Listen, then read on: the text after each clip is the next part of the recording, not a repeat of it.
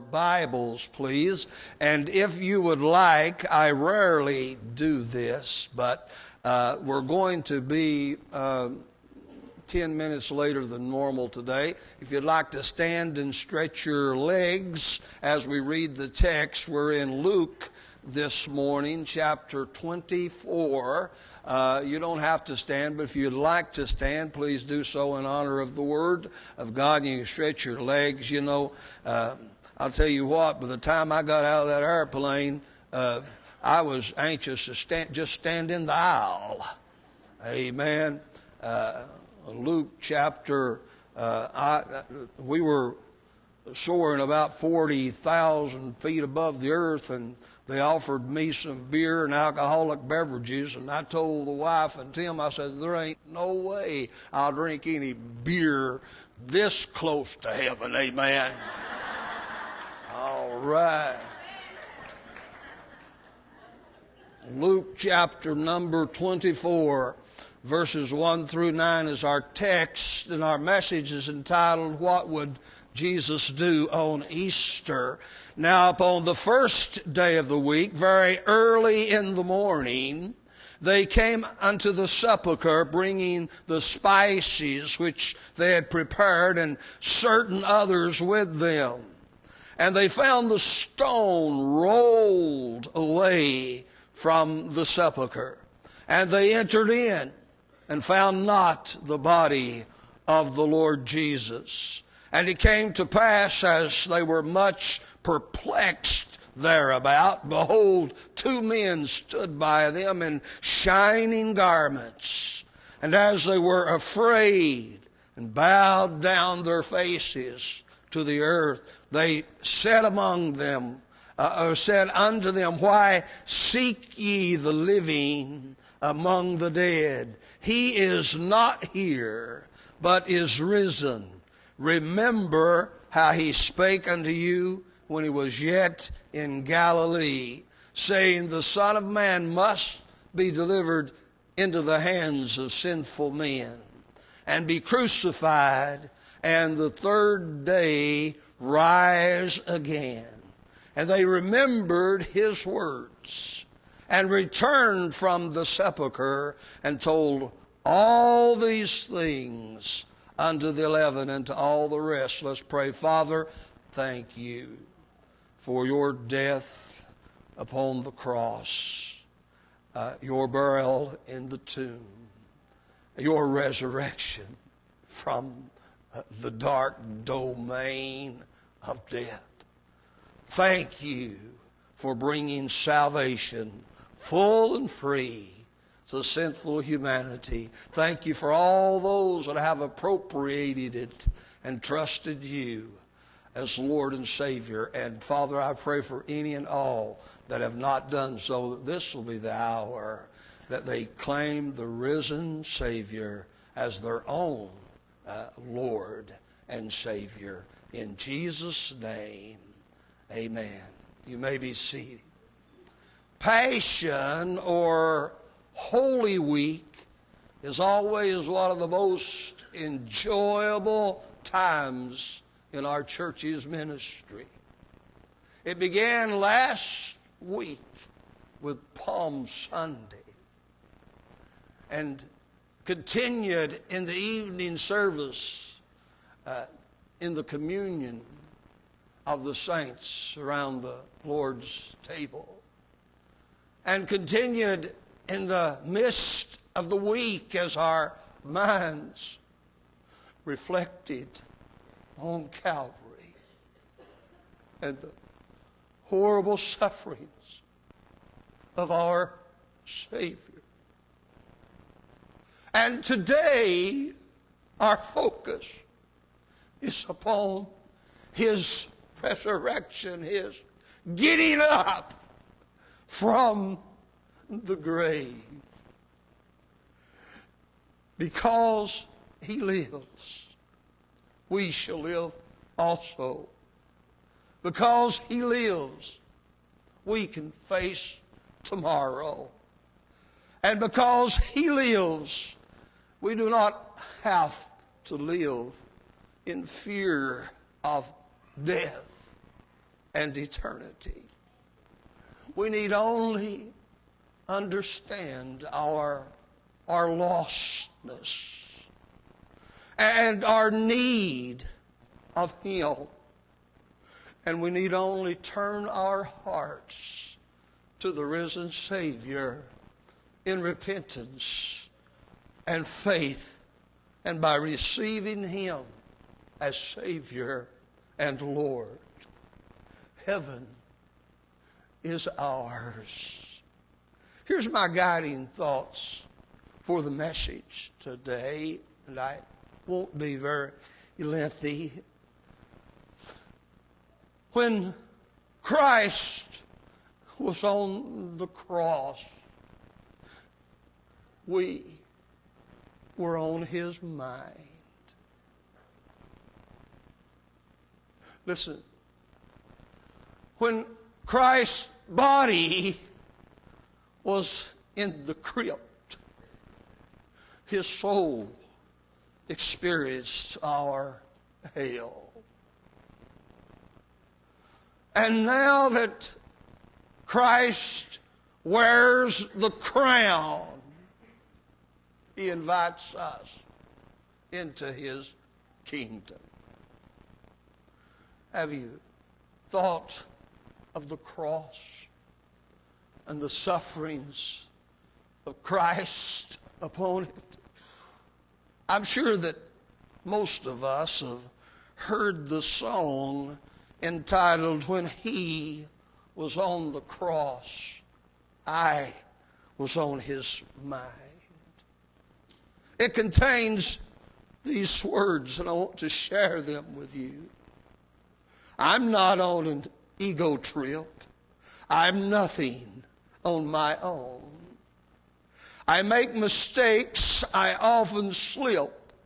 Just common flesh and bone. But I'll prove someday just why I say I am of a special kind. For when He was on the cross, I was on His mind. The look of love was on His face. Thorns were on His head. The blood was on His scarlet robe, stained a crimson red. Though His eyes were on the crowd, I was on His mind. He knew me, yet He loved me. He whose glory makes the heavens shine, so unworthy of such mercy, yet when He was on the cross, I was on His mind. Have you thought about the songs you listen to, as to whether they're really scriptural or not, as to whether they really bring glory to God or whether they do not? Well, I assure you that song is scriptural. And that song brings the greatest glory to God when He was on the cross. We were on His mind.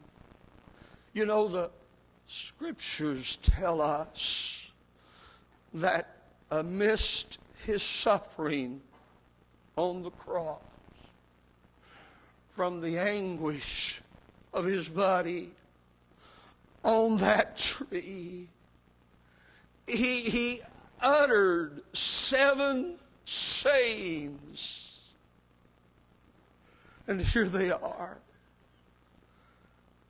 He said, "Father, forgive them. They know not what they do." Can you imagine that? While suffering unspeakable pain and anguish and horror beyond description, yet his focus wasn't on his own sufferings. His focus was on those that were bringing about his sufferings.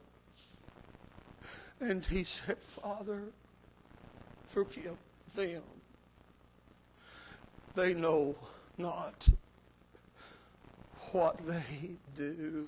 Oh, if we could only have our spiritual eyes open to see the great love of God displayed on Calvary that day,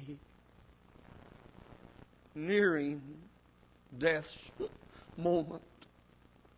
On either side were those known as malefactors, and they were criminals in life. They were great sinners in life, and they had been crucified there on Calvary. And one of them looked to the Lord, and in moments before his death, he saw his need of God. And he saw, oh God, I don't want to go into eternity unprepared. My sins have taken me here to the cross, and Lord, I'm guilty, but you are innocent. Why would you suffer and die like that when you've never sinned? And Jesus, having the dying thief upon his mind, said, Thou shalt be with me in paradise. I'm glad there's hope at the dying hour. But lest you be so foolish as to wait that long, remember the malefactor on the other side did not receive salvation. One did, and one did not. There's hope, but there's no room to presume. From the cross, he saw his mother, and her heart was tearing from her breast. Tears were flooding her face. And he said, Woman, behold thy son. And then he turned to his closest disciple and he said, behold thy mother. And if you're wondering what all this is about, it's about this. When he was on the cross, we were on his mind. He is concerned about the welfare of precious Mary and commends her into the hands of his dear friend, the Apostle John. And from that time forth, that disciple took care of her just like Jesus would have. Then the skies darkened. Jesus was heard crying from the cross, my God, why hast thou forsaken me? But even in those words, the focus wasn't upon himself. When you understand the Scriptures, the focus was upon us. Because at that moment, his body that knew no sin was becoming sin, and he was drinking the bitter cup of separation from God in behalf of every one at the foot of the cross. when he was on the cross, I was on his mind. Then he was heard to utter, I thirst, I thirst. And again, when you're familiar with Scripture, you know he's bearing at that moment in his body the sins of all humanity. And when you read the Gospel of Luke, chapter number 16, and verses 19 through 31, you'll see that that man, known as the rich man, died without God and opened his eyes in hell. Said, oh, God, send Lazarus so that he can dip the tip of his finger in water and cool my tongue, for I'm tormented in this flame. And when Jesus said, I thirst, he took upon him the thirsty soul of all those at the foot of the cross, and everyone in this auditorium today. And as the moments unfolded, he lifted up his voice and said, it is finished. I've borne the sins of the world in my body on the cross, and it's finished. And now, all of those at the foot of the cross, and all of those on Easter 2017, all of those need not worry about adding anything or doing anything. They need only to trust what I have done on the cross. Salvation's plan is finished. And then the last moment of the horror of Calvary, he was heard to say, Father, into thy hands I commit my spirit. And his bodily sufferings on Calvary ended.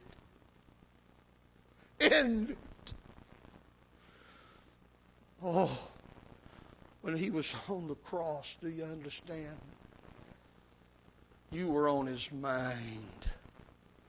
All of the last sayings of Jesus on Calvary were because we were on his mind.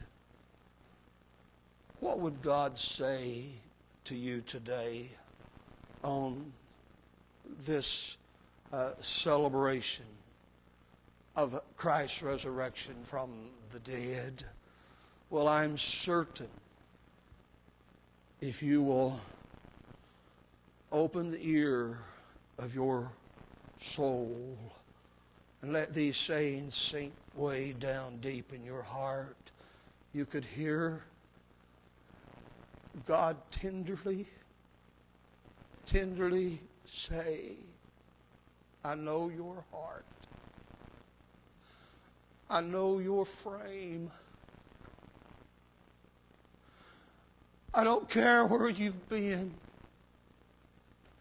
I don't care what you've done. I love you. Where you are, the way you are.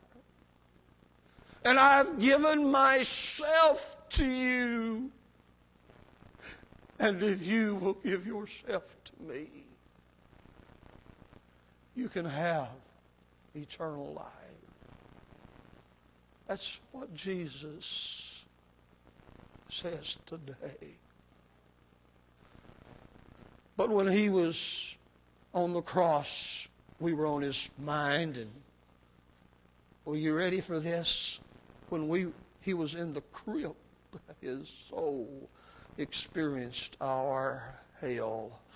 Now, you often think of Calvary, and many, many people believe the sufferings of Christ were over when he said, "Into thine hands I commend my spirit."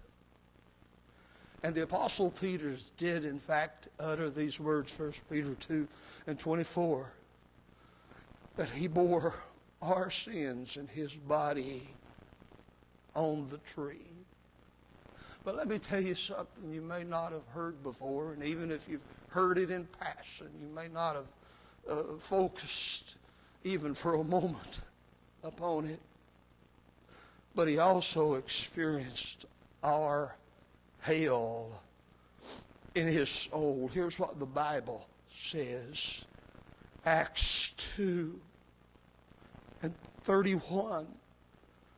The apostle gave reference to the ancient prophet that predicted Christ on the cross and his burial and his resurrection. And he said this, his soul was not left in hell, neither his flesh did see corruption. Since his soul was not left in the hell, don't you understand? It must have went there. No. It must have went there. You know, it's only in modern times that people reject the truth of what the Bible says. Because the truth of when he was in the crypt, his soul experienced our hell, was known so well in the days of the apostles and all up through those years. But only 150 years after the lives of the apostles, God's people penned under the leadership of God what's known as the Apostles' Creed. We recited that together. But I want you to remember that in the creed, the Christian creed, the thing that we believers must believe, said these words. He suffered under Pontius Pilate, was crucified, died, and was buried. He descended into hell. He descended into hell. And on the third day, he rose again from the dead. You see, when his body was in the crypt, his soul experienced our hell. Now, if you have never encountered this truth or have a hard time receiving this truth, let me remind you of this. The penalty of the sins of humanity doesn't stop at physical death. The penalty for the sins of man is what's known as eternal separation from God. So we would not have to be eternally separated from God.